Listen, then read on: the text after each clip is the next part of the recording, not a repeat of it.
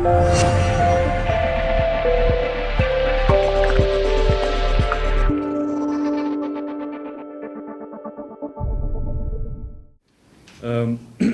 që patë edhe vetë dje, Isa Mustafa dhe Hashim Thaçi e vendosën në nënshkrimin në një dokument që e legalizon ndarjen e Kosovës. Ky është dokumenti që e themelon asociacionin e komunave sërbe të Kosovës.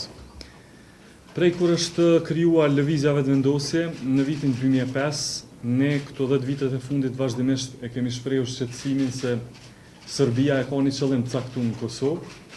E qëllimi është që me kriju një entitet territorial sërb brenda Kosovës.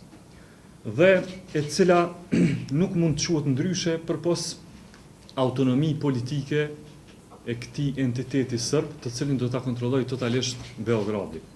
Unë mendoj që e meriton, le të themi, termin e tradhtisë kombëtare kjo që ka bërë Isa Mustafa dhe Hashim Thaçi. Për arsye se kjo në të vërtet çka po ndodh është saktësisht bosnizimi i Kosovës.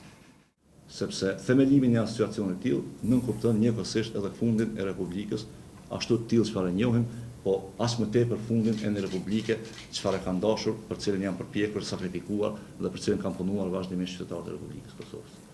Dhe ky vendim, ky nënshkrim i Isa Mustafës është drejt për së drejti tradhti e interesave të këtyre qytetarëve, tradhti e Republikës si tillë, tradhti ndaj kushtetutës së Republikës, edhe tradhti ndaj vullnetit të përgjithshëm politik të qytetarëve të Republikës Kosovës. Prandaj ky njeri nuk mund të qëndrojë më në krye të qeverisë së Republikës Kosovës.